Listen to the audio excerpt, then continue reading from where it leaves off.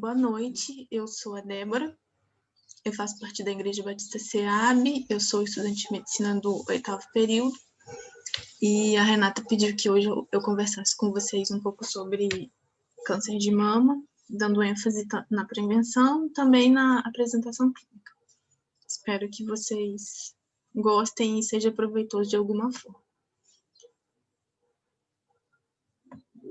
Então, para a gente poder falar de câncer de mama, a gente precisa entender o que de fato é um câncer. O nosso corpo ele é formado por células. As nossas células elas têm diferentes funções. A gente tem, por exemplo, as células da pele, que têm uma função de defesa, por exemplo, de funcionar como uma barreira externa.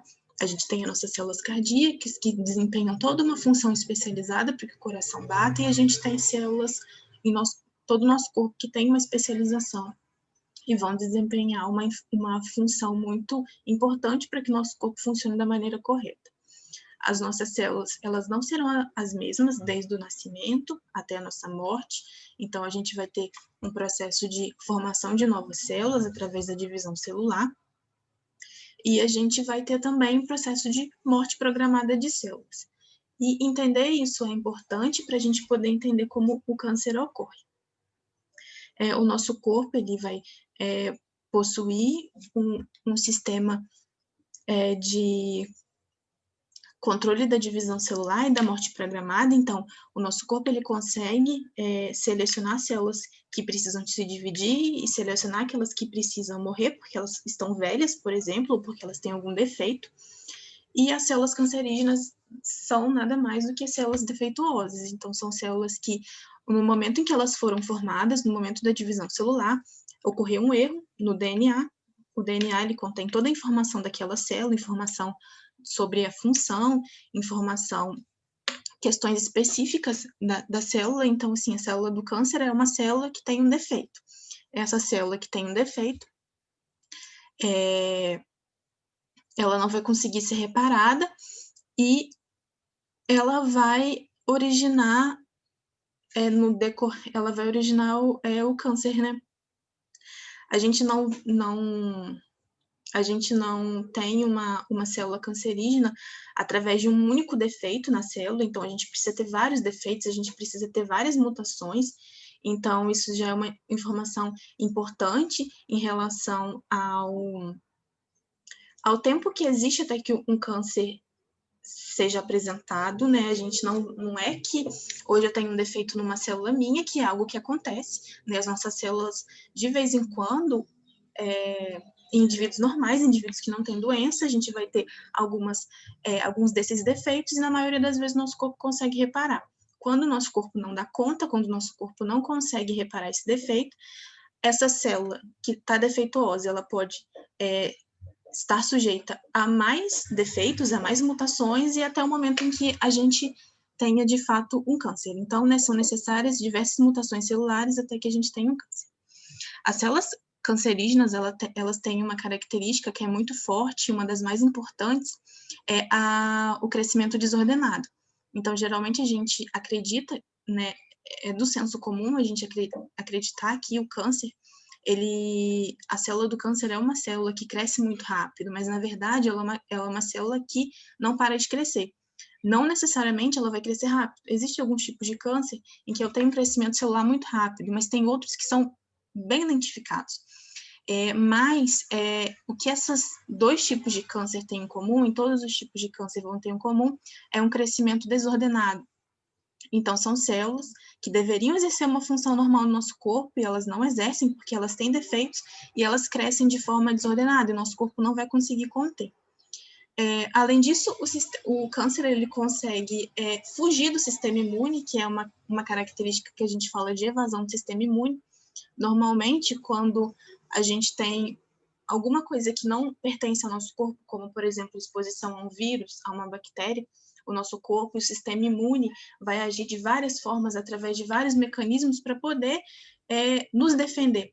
Quando a gente tem um câncer, quando uma célula cancerígena ela começa a crescer, e ela consegue se desenvolver, ela também exerce essa capacidade de fugir do sistema imune. É por isso que o câncer ele não costuma dar sintoma. Geralmente, ele vai dar sintoma quando ele já está avançado, quando ele está formando nódulo, quando ele está causando, por exemplo, formando nódulo, no caso de, por exemplo, câncer de mama, quando ele está causando dificuldade respiratória, quando a gente considera um câncer de pulmão, quando ele está causando sangramento intestinal, quando a gente considera um câncer de intestino.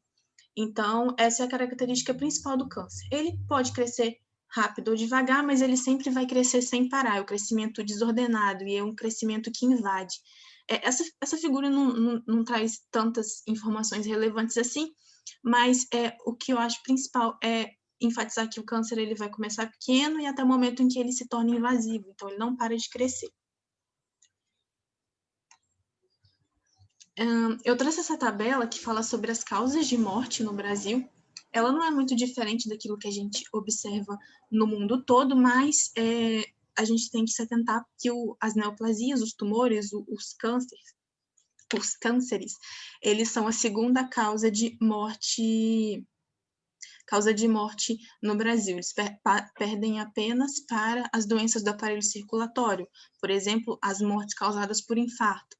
Isso é importante não para causar medo, não para a gente ficar com medo de ter um câncer, mas é importante para a gente enfatizar o porquê é importante as políticas de prevenção, por que a gente tem que ir ao médico, por que a gente tem que fazer o rastreio quando a gente fala de câncer de mama. E agora eu vou começar a falar mais especificamente sobre o câncer de mama. O câncer de mama é o mais incidente entre as mulheres, então significa que se a gente pegar todas as mulheres que foram diagnosticadas com câncer este ano e nos anos anteriores e talvez nos anos seguintes, a maioria dessas mulheres vai ser diagnosticada com câncer de mama. No Brasil, em 2018, a gente teve 2,1 milhões de novos casos, equivale a 11,6% de todos os tipos de câncer estimados. Então, é um número grande de câncer que foi diagnosticado há 2 anos atrás. Em 2017, a gente teve 16.724 óbitos por câncer de mama feminina, e, independente da condição socioeconômica do país, a incidência desse câncer se configura entre as primeiras posições das neoplasias, dos tipos de câncer, nas mulheres. Então, a gente vê que o câncer de mama, ele é muito incidente nas mulheres, então eu vou ter muitas mulheres com câncer de mama, muitas dessas mulheres, infelizmente, vêm a óbito por conta do câncer de mama, e o câncer de mama, ele vai acontecer independente da condição socioeconômica da mulher. A mulher pode ser uma mulher que é uma mulher que tem uma condição econômica melhor, uma mulher que tem mais dinheiro, uma mulher que às vezes não tem, e lógico que existem alguns fatores de risco que estão relacionados com alguns comportamentos, mas as mulheres de todos os tipos, as mulheres de todas as idades, elas podem apresentar câncer, né? Câncer de mama de forma específica. 66.280 é o número de novos casos de câncer de mama para cada ano do triênio 2020-2022, segundo os dados do INCA desse ano. Então, significa que a gente espera esse número de câncer de mama neste ano de 2020, esse mesmo número no ano de 2021 e ano de 2022. Lógico que pode ter alguma alteração, tanto para mais quanto para menos, mas pelo aquilo que a gente já está vendo, é isso que a gente espera. Em relação à epidemiologia, falar um pouco sobre os números, né? Mais uma vez, aquilo que eu falei, o câncer de mama é o mais incidente tipo de câncer entre as mulheres, né? Sem a gente considerar o câncer de pele, que o câncer de pele vai ser o principal câncer entre homens e mulheres, mas considerando as mulheres. Câncer de mama em primeiro lugar, em terceiro lugar vem o câncer de colo de útero, né? Mas câncer de mama atingindo quase 30% dos tipos de câncer se a gente for observar as mulheres. Esse outro gráfico também eu coloquei só para a gente poder ver, é um gráfico que fala dos números de câncer de mama no nosso estado, Rio de Janeiro, e a gente vê que nessa coluna a gente vê vários tipos de câncer, e aqui na base a gente vê o câncer de mama. E se a gente for observar, sem olhar o número, mas se a gente for observar só o tamanho dessa parte aqui do gráfico, a gente vê como o câncer de mama ele vai ser muito mais numeroso nas mulheres, né? A gente vai ter mais câncer de mama do que os outros tipos de câncer. E por que é importante a gente tratar câncer de mama? A gente fazer rastreio, por que é importante a detecção precoce? Não é importante apenas porque a gente quer preservar a vida das mulheres, porque a gente quer que as mulheres tenham uma qualidade de vida melhor, mesmo se elas tiverem câncer, não é porque a gente quer só que as mulheres sejam saudáveis. Eu acho que a mama ela tem uma parte muito importante na questão da autoimagem da mulher, na questão da autoestima, na questão da feminilidade. Isso já foi explorado por diversas culturas, por diversas obras literárias, por diversos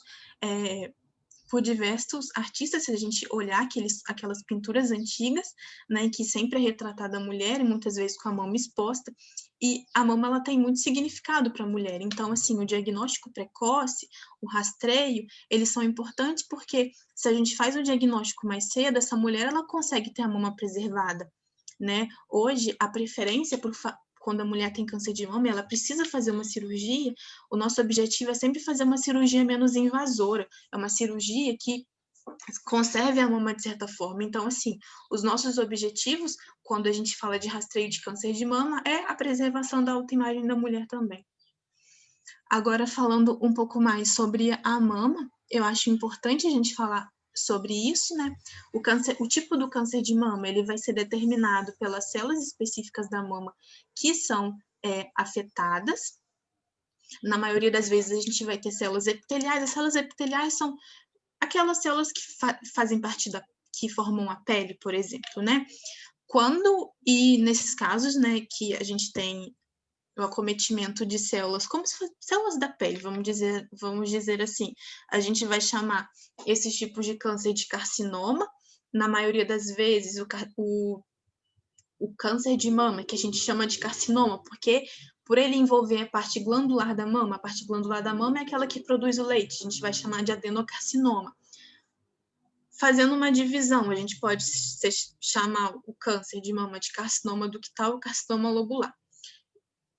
Esses são termos específicos, mas eu acho que é interessante a gente saber, porque se a gente alguma vez escutar ou a gente ler em algum lugar, a gente vai ter uma noção do que se trata.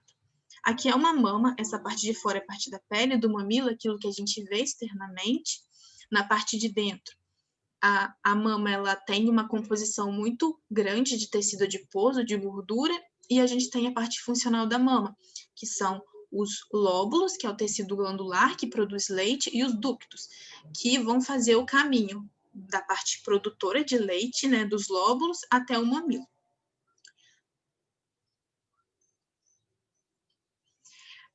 Ainda em relação ao tipo de câncer de mama, quando a gente fala do tipo de câncer, geralmente a gente ouve, né, que alguém tem um câncer que já tem metástase, alguém tem um câncer que ainda está localizado. O câncer que a gente chama de câncer de mama in situ é o câncer que ele ainda não se espalhou. É como se eu tivesse um câncer, por exemplo, nessa imagem, que eu tenho um lóbulo, uma unidade produtora de leite, e esse câncer está só aqui. Esse câncer ainda não foi espalhado, esse câncer não atingiu nenhum ducto ainda. Quando a gente fala que o câncer de mama é infiltrativo, é quando ele já se espalhou além daquela região em que ele estava. Não significa que ele tem metástase ainda, mas ele já está um pouco mais avançado do que se a gente considerar um câncer que está localizado. Quando a gente fala de câncer metastático, a gente quer dizer ou que o câncer ele já atingiu a axila, por exemplo, ou quando a gente fala que o câncer ele já está em outro órgão, como o fígado ou os ossos ou os pulmões, que são locais típicos de metástase de câncer de mama. O importante é dizer que em todas essas fases, seja no câncer localizado, seja no câncer metastático, a gente possui medidas terapêuticas, lógico que medidas terapêuticas, ou seja, são tratamentos, mas lógico que um câncer, a importância do diagnóstico precoce, o importante da mamografia é fazer o diagnóstico quando o câncer ele está pequenininho ainda, porque aí a gente consegue instituir uma terapia mais conservadora e a gente consegue, de certa forma, ter um sucesso melhor, porque a gente vai precisar tratar um câncer menor. Eu não sei se estou sendo clara, essa parte é bem específica, mas eu acho interessante de falar.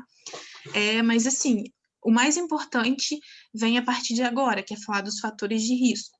Um fator de risco é qualquer coisa que aumenta a chance de alguém ter uma doença. Não significa necessariamente que essa pessoa vai ter a doença. A gente aumenta um pouco a chance, mas não significa que a pessoa vai ter a doença. A gente tem os fatores de risco não modificáveis para ter câncer de mama, que são os fatores de risco que a gente não pode modificar, e a gente tem os fatores de risco modificáveis, e esse é o nosso alvo. Então, se a gente pode atuar sobre esses fatores de risco não modificáveis, a gente consegue diminuir risco para câncer de mama. Os fatores de risco não modificáveis, aqueles que a gente não consegue atuar sobre eles.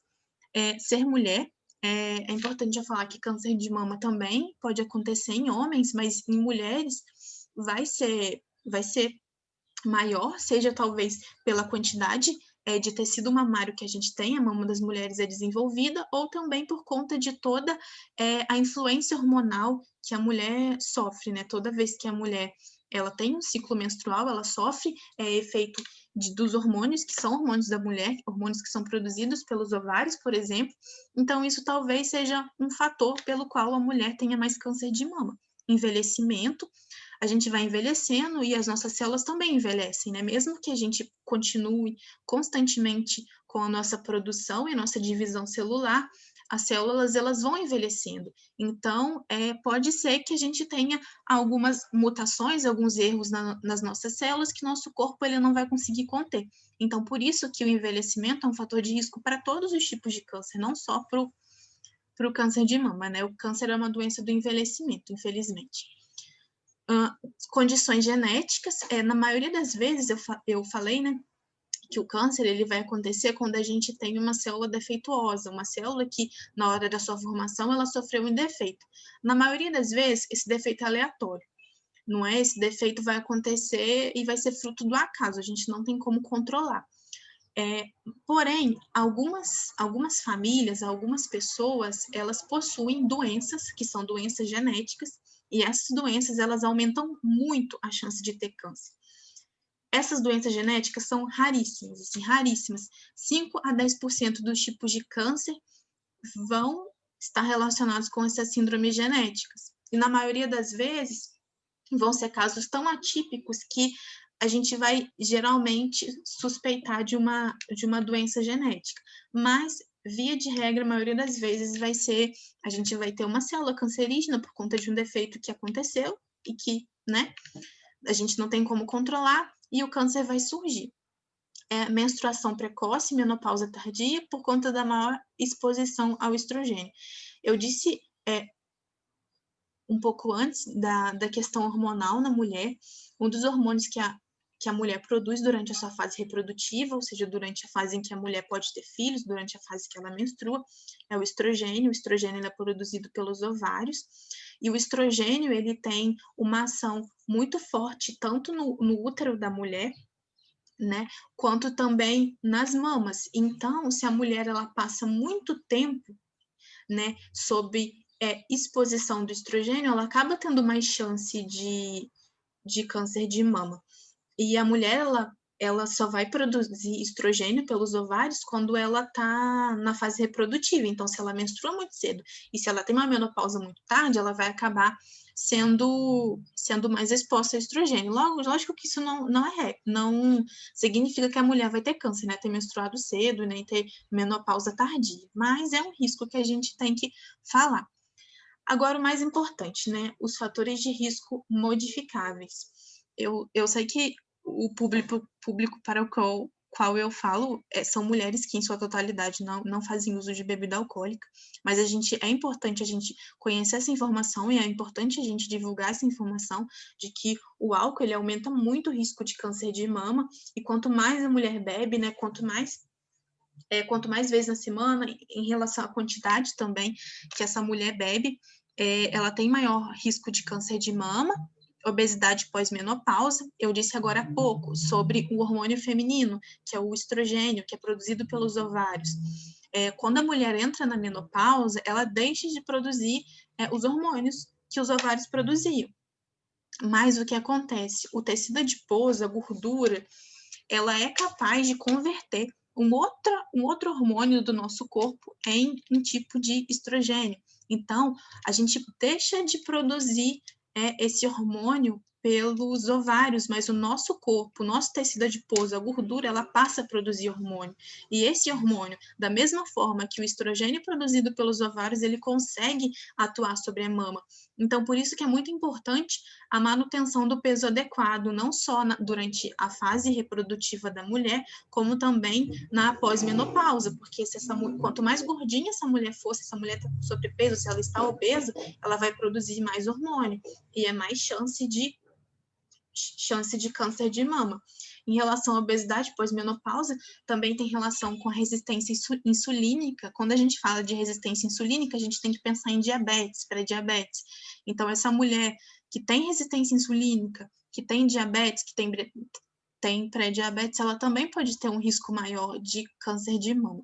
Inatividade física é sempre ruim e aumenta a chance de câncer de mama também. Nuliparidade, primeira gestação após os 30 anos. Nuliparidade é não ter filhos. Então, a mulher que não tem filhos, ela não amamenta. E se ela não amamenta, ela não completa o desenvolvimento da mama. A mama da mulher, ela só termina seu desenvolvimento quando a mulher amamenta. Da mesma forma, se a mulher tem uma gestação após os 30 anos, o que acontece? Essa mulher ficou muito tempo sendo exposta ao estrogênio. Essa mulher teve vários ciclos reprodutivos em que ela não gestou, porque a gestação, quando a mulher está gestante, ela acaba não sofrendo a ação desses hormônios reprodutivos, não é? Como eu disse, não significa que as mulheres que não têm filho, que as mulheres que gestam após os 30 anos, que é algo bem comum atualmente, elas vão ter câncer de mama, mas é um risco que a gente precisa falar. Exposição prévia à radiação ionizante. Radiação ionizante é radiação do raio-x, é radiação da tomografia, é radiação, por exemplo, da radioterapia, né, que é também uma forma de tratamento do câncer de mama e de outros tipos de câncer. Então, por exemplo, se essa mulher trabalha numa clínica de diagnóstico por imagem e ela tem uma exposição a raio-x, ela tem uma exposição à ressonância magnética, ou se ainda ela teve um câncer na sua juventude, ela pode ter mais risco de câncer de mama também. Lógico que não significa que essa mulher vai ter o câncer de mama, mas a radiação ionizante é um fator que a gente tem que colocar como fator de risco. Outra coisa que eu não coloquei aqui, mas assim, é só algo que as pessoas têm curiosidade, radiação. Micro-ondas não emite radiação. O micro-ondas, ele funciona com a emissão de ondas também, mas são ondas de outro tipo, são ondas de micro-ondas, então a gente não precisa ter medo de usar micro-ondas, porque o micro-ondas ele não emite radiação ionizante, então não precisa ter medo, não precisa ter receio de usar. Em relação à terapia de reposição hormonal, a terapia de reposição hormonal a mulher pós-menopausa, ela vai estar tomando o hormônio, e esse hormônio vai simular o hormônio que seria produzido normalmente pela mulher durante a sua fase reprodutiva, não é? A terapia de reposição hormonal, muitas das vezes, a maioria das vezes, em todas as vezes, praticamente, ela vai ser indicada quando a mulher tem muitos sintomas da menopausa e ela precisa se livrar, às vezes, ela precisa tratar esses sintomas e uma forma muito eficaz é a terapia de reposição hormonal. Quando a gente fala de terapia de reposição hormonal, risco de câncer, é algo difícil de falar, porque a terapia de reposição hormonal, ela tem muitos benefícios, tem muitas mulheres que se beneficiam muito com elas, e por isso que é receitado tantas vezes, mas a gente também tem que ter um critério. Então, todas as mulheres que porventura façam uso de terapia de reposição hormonal, não precisam ter medo, porque foi recomendado pelo médico e com certeza ele vai estar avaliando até quando essa mulher precisa utilizar o hormônio, né? E é algo que também tem benefício para a mulher, apesar de aumentar em alguns casos o risco de câncer de mama. Só falei para a gente ficar atento mesmo.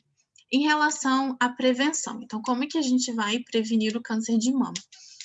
A gente vai prevenir o câncer de mama atuando sobre os fatores de risco. Então, ser fisicamente ativo, já que o sedentarismo, a falta de atividade física, é um fator de risco. Então, a gente tem que ser ativo. Mas o que é ser ativo? É só talvez trabalhar, mas eu trabalho, subo escada, isso é ser ativo? Não, a gente precisa de uma atividade física.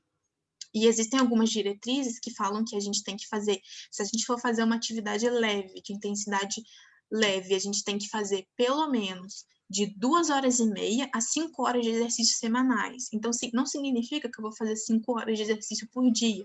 Eu posso fazer 1 hora de exercício por dia, 1 hora de caminhada leve. Ou eu posso fazer meia hora de caminhada todos os dias da semana. Se eu quiser fazer uma atividade mais intensa, eu posso fazer em menos tempo semanal. Eu vou fazer uma quantidade menor de exercício físico.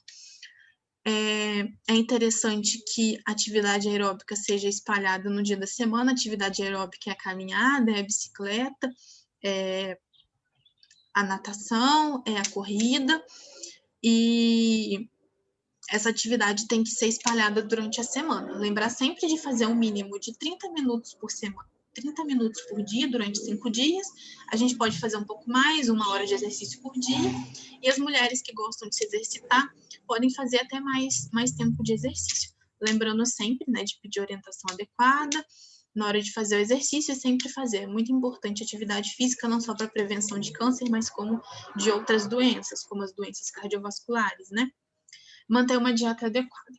Uma dieta adequada vai ser uma dieta rica em vegetais, verduras, legumes, rica em frutas, rica em laticínios, ricos em cálcio, mais pobre em carne vermelhas e alimentos processados. Alimentos processados é tudo aquilo que a gente compra no mercado e que é industrializado. Então, tudo aquilo que já vem com aquela embalagem, é tudo aquilo que a gente sabe que não é saudável, né?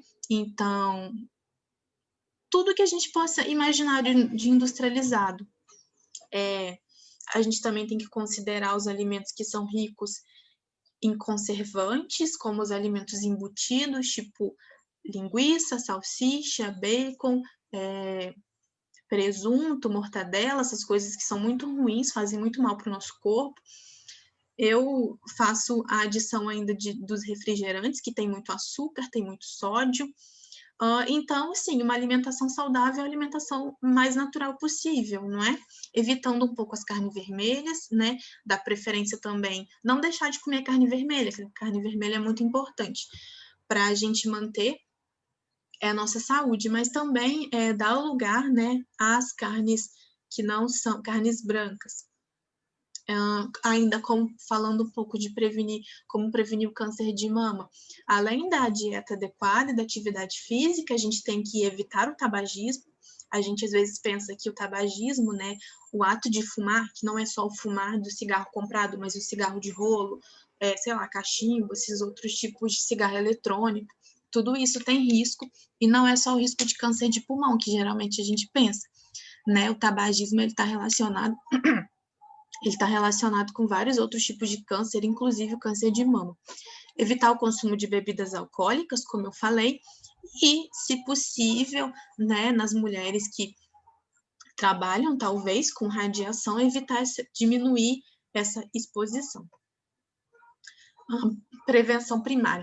Eu coloco como prevenção primária porque quando a gente fala de prevenção primária de alguma coisa, de alguma doença, inclusive do câncer de mama, é tudo aquilo que a gente pode fazer para evitar o aparecimento da doença. Então, para evitar o aparecimento do câncer de mama, a gente pode fazer uma dieta adequada, fazer exercício físico, combater o tabagismo e o etilismo, não só para diminuir o risco de câncer de mama, mas as doenças em geral. Agora eu vou começar a falar sobre o rastreio. Rastreio é uma forma de detecção precoce. O rastreio ou screening, que alguns médicos chamam, são os testes ou os exames que a gente pode fazer para detectar o câncer ainda precoce. Então, com o rastreio, com a mamografia, por exemplo, a gente consegue detectar o câncer antes dele dar sintoma. Então, antes da mulher ter um nódulo palpável, antes da mulher ter uma alteração na pele da mama, antes da mulher ter uma descarga mamilar com alguma alteração. A detecção precoce é uma forma de prevenção secundária. Eu falei agora há pouco de prevenção primária, que é tudo aquilo que a gente pode fazer antes do aparecimento da doença. Quando a gente fala de prevenção secundária, é aquilo que a gente pode fazer para detectar a doença precoce. Detectar a doença quando ela ainda está em seu início. Por que que a detecção precoce é importante, né? Então, por que que a mulher ela precisa manter essa rotina ginecológica? Por que que ela precisa fazer os exames dela anualmente ou a cada 2 anos? Porque o câncer de mama que ele é encontrado durante o rastreamento, ele tem maior probabilidade de ser menor. Então, ele tem ainda maior chance de ser aquele câncer que está ainda contido na mama. Então, a chance dele ser um câncer que já está em outro órgão, que já está, por exemplo, no pulmão, que já está no fígado, ou ser um câncer que já atingiu a axila, por exemplo, vai ser menor. Por quê? Porque vai ser uma detecção em que a mulher foi ocasionalmente ao médico, o médico pediu uma mamografia e veio o câncer. Isso é muito bom, porque se a mulher ela consegue detectar precocemente, a gente consegue ter um tratamento talvez melhor, a gente consegue fazer uma cirurgia que seja mais conservadora. Então, o tamanho do câncer de mama e a ausência de invasão local, então é um câncer que está pequenininho ainda, está contido na mama, são alguns dos fatores mais importantes na previsão do prognóstico. Então, o que que a gente pode fazer para essa mulher? Quais são as perspectivas de vida dessa mulher quando a gente encontra um câncer nela? E quando o câncer é menor, quando ele é detectado ocasionalmente, quando não tem sintoma, através da mamografia, a gente vai ter uma melhor perspectiva para essa mulher, né? O tratamento talvez vai ser menos invasivo e tudo mais. A mamografia é a melhor forma de rastreio. A mamografia de alta resolução, ela consegue detectar lesões mínimas, lesões menores que 1 centímetro, com o mínimo de radiação, sem risco para as pacientes. Ainda assim, além da detecção precoce, além de ter pouca radiação, né, a mamografia, ela consegue avaliar a mama de forma completa, e eu consigo avaliar outros focos de tumor na mama, e eu também consigo ver exatamente como é aquele tumor que está existindo. Então, a mamografia, ela é muito importante, ela consegue detectar lesões pequenas, lesões, inclusive, que a gente não consegue palpar no autoexame das mamas, por exemplo. Quais são as indicações de mamografia segundo o Ministério da Saúde? O Ministério da Saúde, o SUS, ele recomenda que a mamografia seja feita dos 50 aos 69 anos de forma bienal. Então, a mulher, em seus 50 a 69 anos, ela deve fazer uma mamografia a cada 2 anos. Vai ser sempre assim? Não, não vai ser sempre assim. Às vezes, uma mulher com 50 anos, ela faz uma mamografia e ela descobre que ela está com uma lesão, o médico não sabe o que que é, e ele decide esperar e falar, vamos fazer uma mamografia daqui a 6 meses. Então, já mudou um pouco o rastreio, né? E também, a mamografia, ela pode ser feita de forma diferente, por quê? Porque existem algumas sociedades médicas, como a Sociedade Brasileira de Mastologia, o mastologista é o médico da mama, que ele fala que a mamografia tem que ser realizada uma vez por ano a partir dos 40 anos. Então, de forma geral, né, as mulheres que não têm histórico familiar de câncer de mama, as mulheres que não tiveram câncer de ovário, as mulheres que não tiveram as suas mães, não tiveram suas mães, as suas irmãs, ou tiveram uma filha com câncer de mama muito cedo, a indicação é que ela deve fazer uma mamografia, iniciando aos 40 anos até os 50 e terminar aos 69 anos. A gente pode fazer essa mamografia de forma anual ou de forma bienal. O médico, geralmente, ele determina aquilo que ele acha melhor, mas sempre começando dos 40 aos 50 anos e indo até os 69. Quem já fez mamografia aqui conhece mais ou menos como é o exame. Vou voltar aqui. É esse exame aqui. A mulher, ela vai colocar a mama aqui e o aparelho ele vai apertar a mama para poder fazer a radiografia de cima para baixo, assim, e depois assim, de forma oblíqua. O resultado é esse exame aqui, que está meio ruim para poder ver, ou esse aqui. Eu trouxe essa imagem só para a gente poder avaliar. E uma coisa que eu acho interessante de falar, é que eu falei lá no começo, que a mama ela tem a parte funcional, a parte que produz o leite, quando a mulher vai amamentar, e a mama ela tem tecido gorduroso. A mamografia, ela é um exame muito bom para as mulheres mais velhas, por quê? Porque a mama das mulheres mais velhas, ela vai ter mais tecido adiposo, né? Com o envelhecimento, o tecido funcional da mama, ele vai sendo substituído por tecido adiposo. E isso vai me dar um exame melhor para poder ser avaliado, como essa mama aqui, né, que a gente consegue ver a mama de forma mais clara, então se tiver alguma alteração, vai ser fácil de identificar. As mulheres mais jovens, como elas têm uma mama que tem mais tecido funcional ainda, é difícil a gente avaliar a mama através da mamografia. Por isso que as mulheres mais jovens, em talvez seus 20 e poucos anos, seus 30 anos, muitas das vezes o médico vai pedir uma ultrassom, e é um exame bom para poder avaliar a mama, né? Eu tô falando de mamografia, mas às vezes a gente acha que só a mamografia vai ser um exame adequado para avaliar a mama. E nem sempre é assim, né? Essa mama, por exemplo, de uma mulher muito mais jovem, e a gente vê a diferença. Encontrar um tumor aqui, uma alteração, vai ser mais difícil. Então, por isso que é melhor a gente optar por outro exame, uma ultrassom, uma ressonância magnética. Autoexame das mamas. O autoexame das mamas, muitas das vezes, ele é muito vinculado ao outubro rosa. Então, quando a gente pensa em outubro rosa, a gente pensa em câncer de mama e a gente pensa em autoexame das mamas. O que acontece é o seguinte: hoje, o autoexame das mamas, ele não é tão recomendado, ele quase não é recomendado pelas sociedades, tanto sociedades de mastologia de mamas, quanto também as sociedades médicas do câncer. A Sociedade Americana do Câncer, ela não recomenda o autoexame das mamas como parte do rastreamento do câncer. Por quê? Porque existe pouca evidência de que esse exame, tanto o autoexame das mamas, tanto o autoexame que a mulher realiza em casa, quanto o exame clínico que o médico, que o ginecologista, que o mastologista realiza, ele fala que eu não vou conseguir detectar de forma precoce um câncer, se a mulher já faz mamografia. Então, se você imagina uma mulher de 40 a 50 anos, ela já faz uma mamografia, ela tem muito mais chance de detectar um câncer de forma precoce se ela faz a mamografia do que fazendo o autoexame das mamas. Mas eu que sou estudante e alguns dos meus professores, professores de oncologia, professores de ginecologia, a gente considera que o autoexame é uma boa prática, por quê? A gente sabe que nem todas as mulheres vão ter acesso à rotina ginecológica, muitas mulheres não conseguem realizar a rotina ginecológica, conseguem talvez fazer a mamografia, seja anualmente ou seja de forma bianual, né? E a gente também sabe que a palpação das mamas é uma forma da mulher conhecer a aparência dos seus seios, é uma forma da mulher controlar aquilo, controlar a parte do corpo dela, então é muito importante. O autoexame das mamas, ele jamais vai substituir a mamografia, mas é importante que a mulher ainda realize. O autoexame das mamas, ele não deve ser simplesmente a palpação das mamas, existe todo um critério para que isso seja feito. Nas mulheres que ainda menstruam, ele deve ser feito 7 dias após a menstruação, por quê?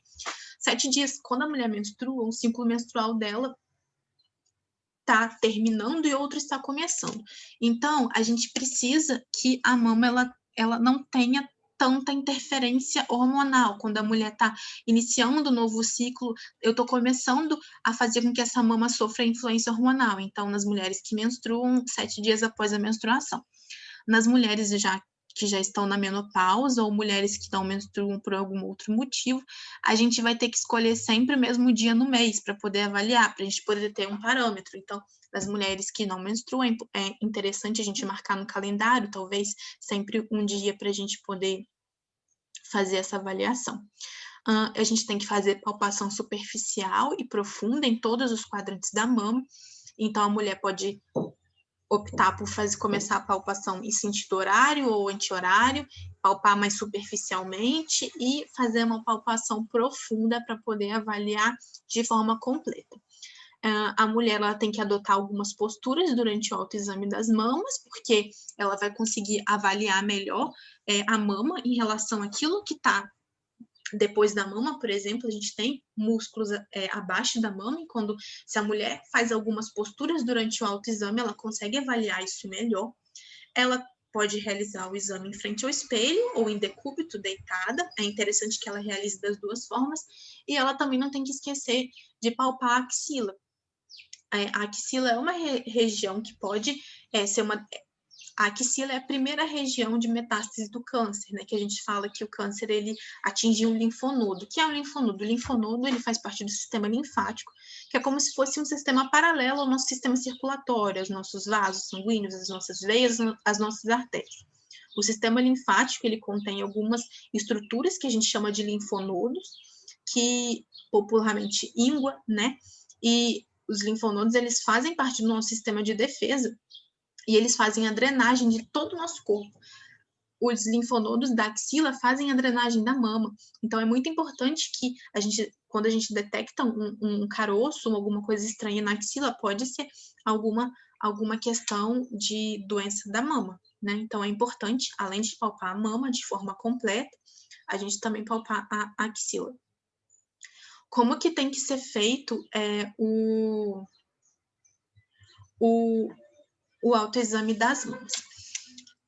A mulher primeiro pode ficar no espelho, ela pode observar a mama, ela pode ver se tem alguma diferença que não existia antes.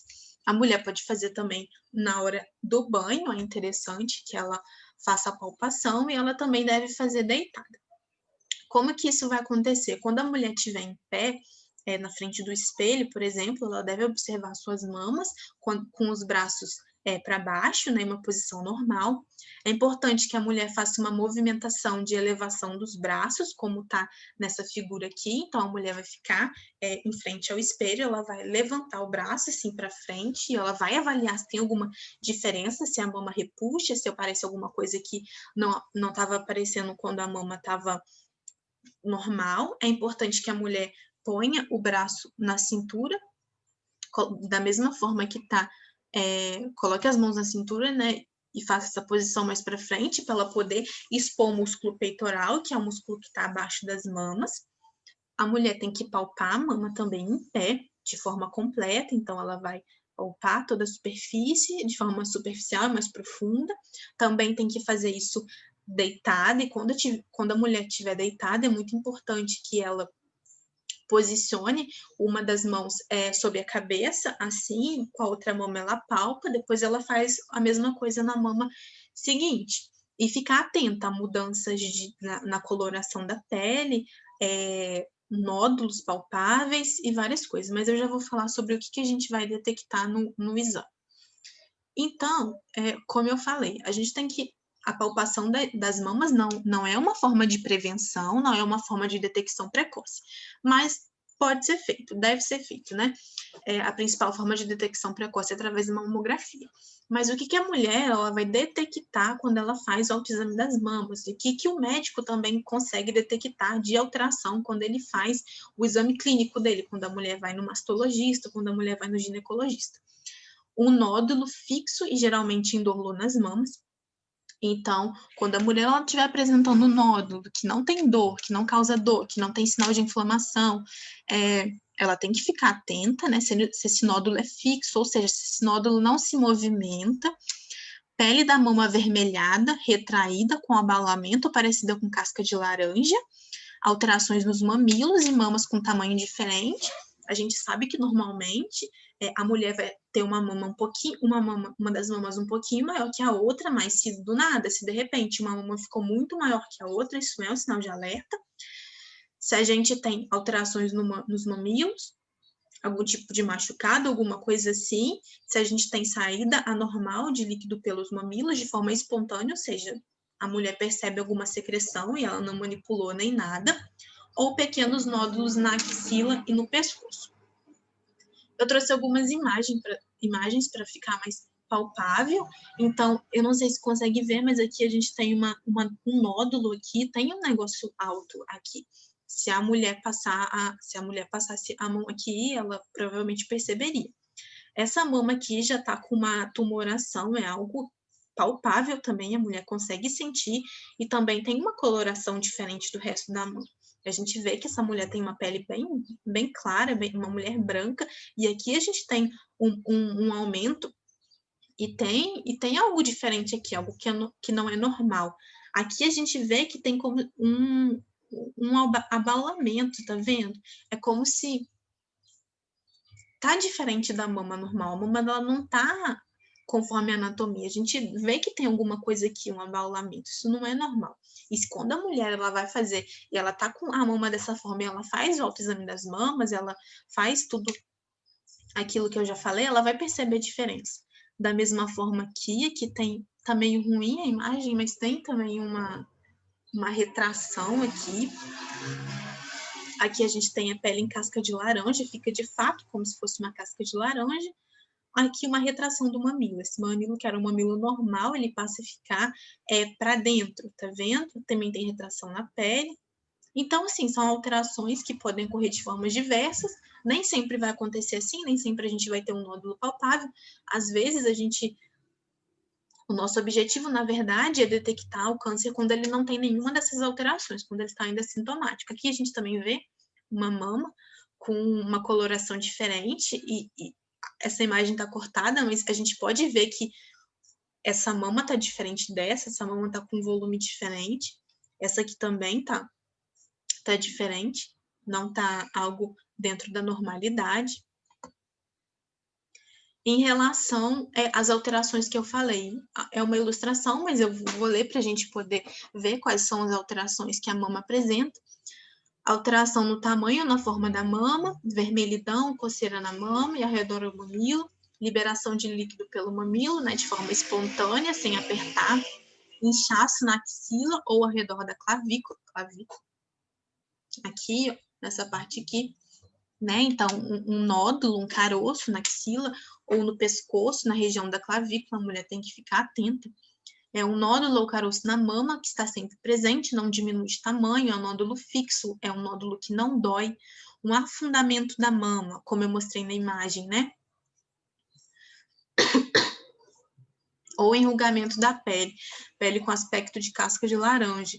Inversão súbita do mamilo, como eu mostrei também, e dor constante na mama ou na axila.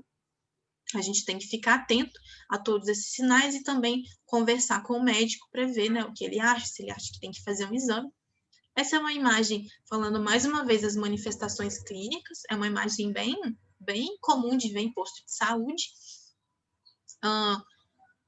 Outra coisas que a gente tem que prestar atenção, como eu falei, vermelhidão, presença de feridas, saída de líquido anormal pelo mamilo, dilatação dos poros, né, que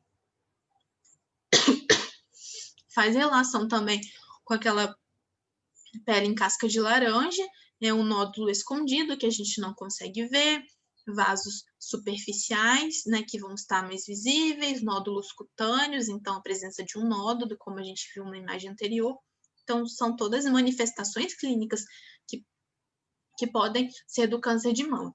Uma coisa que eu acho válido falar é que existem doenças benignas na mama. Então, tem mulheres que sentem, vão fazer o autoexame das mamas e sentem um nódulo, sentem uma alteração e logo ficam com medo de ser câncer. Pode ser, mas pode ser uma doença benigna na mama.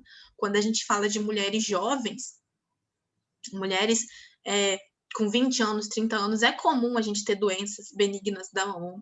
Uma doença bem comum é o fibroadenoma. Mas, como a gente está vivendo um período em que mulheres cada vez mais jovens têm tido câncer de mama, a gente precisa sempre ficar atento. Então, qualquer alteração da mama tem que procurar o médico, né? E como eu falei, apesar de eu falei de mulheres jovens tendo câncer de mama, o que acontece é que a gente está sendo cada vez mais exposto aos fatores de risco. Então, as mulheres, tanto as mais velhas quanto as mais jovens, não se alimentam de forma adequada, elas não têm uma prática regular de exercícios físicos, muitas mulheres jovens bebem demais, fumam, então essas mulheres jovens, elas acabam tendo maior predisposição ao câncer de mama, mesmo sendo jovens, mesmo o câncer sendo uma doença do envelhecimento. Então, tem que atuar mesmo nos fatores de prevenção. Relação ao diagnóstico do câncer de mama. O diagnóstico vai ser a mamografia ou outro exame. Outro exame por quê? Porque às vezes é uma mulher jovem, então fazer uma mamografia não vai ter muito efeito, né? A mamografia é o exame de rastreio, é o exame para detecção precoce. Mas eu posso fazer o diagnóstico de um câncer de mama com outro exame, por exemplo, né? Com uma ultrassom, com uma ressonância magnética.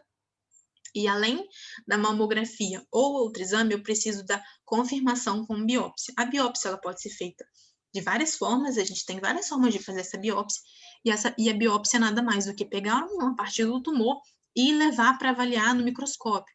É avaliar a célula, é avaliar aquilo que eu não consigo enxergar, mas aquilo que o tumor representa. Como que é o tumor, como que são essas células, como que essa célula responde ao hormônio feminino, né? Essa é uma célula que cresce com exposição ao hormônio, é uma célula que está se dividindo muito rápido, e tudo isso a gente consegue obter através da biópsia. Então, a biópsia ela é fundamental para fazer o diagnóstico de câncer de mama. A gente não faz diagnóstico de câncer de mama só com mamografia, só com exame de imagem. A gente precisa fazer a biópsia. Em relação ao câncer, né? Estou com câncer de mama. E agora, né? O câncer, de forma geral, ele traz um estigma muito grande.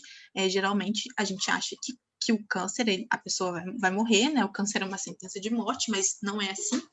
O primeiro passo quando uma mulher recebe o diagnóstico de câncer de mama, ela precisa ser acolhida pelo seu médico, ela precisa ser acolhida pela sua família, e a partir desse momento a gente vai definir o que a gente pode fazer.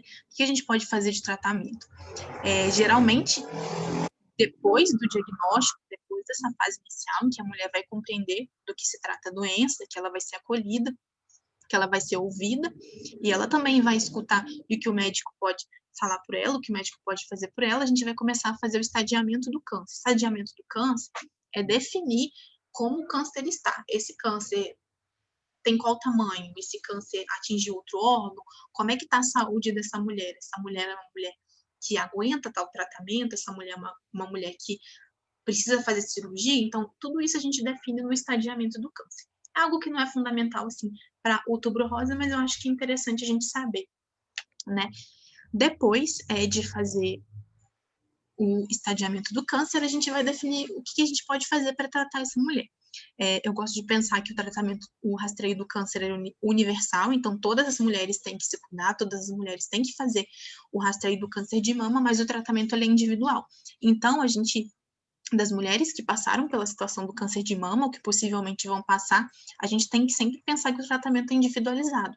Às vezes, uma mulher, ela precisou fazer uma cirurgia e retirar toda a mama, mas isso não significa que outras mulheres também precisarão fazer isso, né? Porque a oncologia é, de fato, uma parte da medicina bem individualizada. O bom é saber que tem tratamento. A gente pode fazer cirurgia, mastectomia total, é aquela cirurgia de toda a mama, que retira toda a mama, ou a gente pode fazer cirurgias que chamam hoje de cirurgias conservadoras, cirurgias que são as quadrantectomias.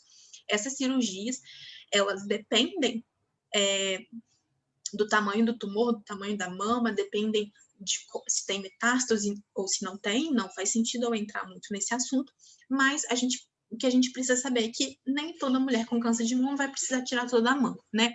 A tendência hoje é a gente preferir cirurgias mais conservadoras para a preservação da autoimagem da mulher também, né? E porque muitas vezes não tem necessidade de tirar toda a mama, lembrando sempre que cada caso é individualizado. Em relação à terapia sistêmica, que a quimioterapia, que é o remédio que a mulher recebe, né? A mulher vai fazer um acesso venoso, vai fazer colocar um catéter que é permanente, e ela vai receber o remédio, ela vai receber a medicação, que é a quimioterapia, que pode ser antes da cirurgia, pode ser depois da cirurgia, então pode ser neoadjuvante, pode ser antes da cirurgia, pode ser depois da cirurgia. Isso vai ser definido pelo médico, a depender da necessidade dessa mulher. A gente pode fazer imunoterapia. Imunoterapia são terapias mais novas, são terapias em que a gente consegue estimular o sistema imune. Então, eu disse no começo que quando a gente tem câncer, o sistema imune ele não conseguiu conter aquela célula, ele não conseguiu perceber que aquela célula era diferente, atacar ela. Por quê? Porque essa é uma característica do câncer, né? Ele consegue fugir do sistema imune. Mas com imunoterapia, a gente consegue estimular o sistema imune, a gente consegue fazer o nosso sistema imune atacar o câncer. É uma terapia também que pode ser usada junto com a cirurgia, junto com a terapia sistêmica. Da mesma forma, a gente pode usar hormonioterapia, Existem alguns tipos de câncer que respondem ao hormônio, que crescem com estímulo hormonal, por isso que é importante a gente fazer a biópsia, porque quando a gente faz a biópsia, quando a gente faz a análise no microscópio, a gente consegue definir se aquele câncer ele responde ao hormônio e tem hormonioterapia, a gente consegue bloquear a resposta desse câncer ao hormônio, é uma terapia muito, muito legal. E a gente tem a terapia-alvo, que é o que tem de mais novo na oncologia, que a gente consegue detectar uma molécula mínima, pequena, que está dentro da célula, que está fora da célula, e a gente consegue usar uma medicação que vai lá e consegue atacar, consegue bloquear aquela molécula que porventura faz o câncer crescer ou que não permite que a célula do câncer morra. Então, além da quimioterapia, que é mais conhecida, a gente tem imunoterapia, terapia-alvo, hormonioterapia. Eu fiz questão de colocar essas terapias mais novas para a gente pensar que a oncologia é uma das áreas da medicina que mais tem inovação, que mais tem estudo. Então, cada vez mais a gente vai conseguir tratamentos para poder curar a mulher com câncer de mama ou aumentar o tempo de vida dela. Além disso, a gente tem a radioterapia, que utiliza radiação para poder tratar o câncer, e é mais conhecido também. O tratamento é individualizado, então nem todas as mulheres vão fazer o mesmo tipo de cirurgia, nem todas as mulheres vão ter o mesmo tratamento sistêmico, é importante falar isso. E o tratamento ele vai ser escolhido de acordo com as características do câncer, tipo tamanho, tipo a invasão, as diferenças moleculares, a idade da mulher, aquilo que a mulher quer também é muito importante, a mulher tem que participar da decisão da terapia, da decisão do tratamento, né? E estou quase finalizando, né?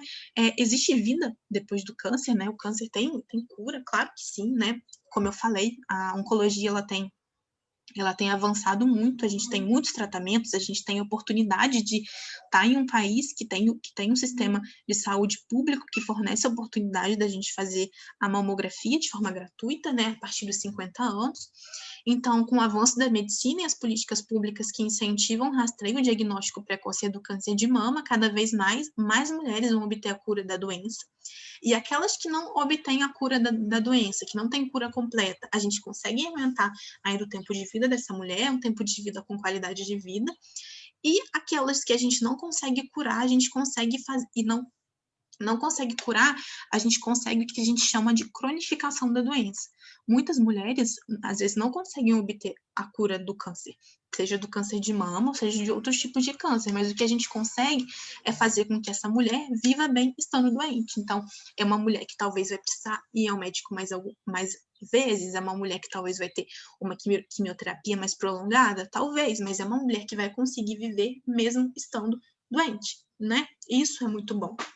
Isso é muito bom, não no sentido da doença, mas no sentido de que hoje a medicina está tão avançada que a gente consegue fazer uma mulher viver bem e viver mesmo estando doente, mesmo fazendo os tratamentos.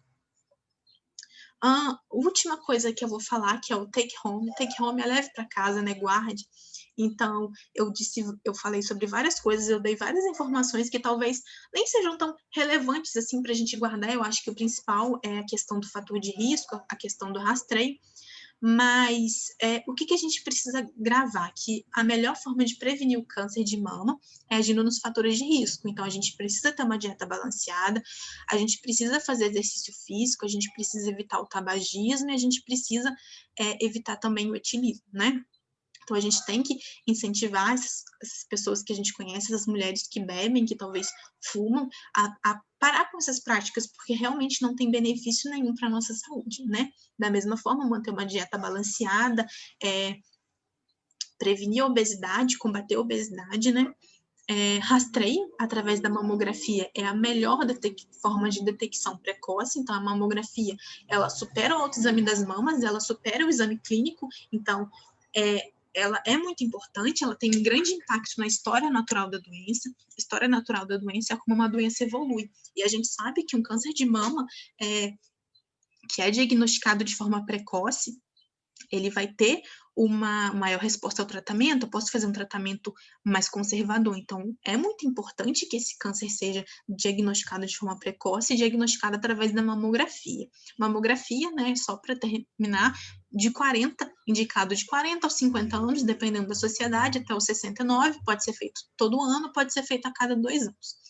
É importante que a mulher mantenha sua rotina ginecológica, então é importante que a mulher vá anualmente ao ginecologista, não só para fazer o exame das mamas, mas o exame completo, né? Sempre avaliar o estado de saúde geral da mulher. E, por último, é falar que o câncer de mama tem cura e controle, né? Um diagnóstico de câncer de mama é algo que causa muito impacto na vida da mulher. A mulher nunca vai receber essa notícia com felicidade, mas o que a gente tem que pensar é que o câncer de mama, ele tem cura, e quando a gente não consegue obter cura, a gente consegue ter controle da doença. Isso é muito importante. Eu não sei se eu fui suficientemente clara, mas eu espero que vocês tenham gostado. E é isso, era isso que eu tinha para falar de câncer de mama. Se vocês tiverem depois alguma dúvida, podem falar com Renata, que ela passa para mim. É isso, gente. Boa noite. Obrigada pela atenção.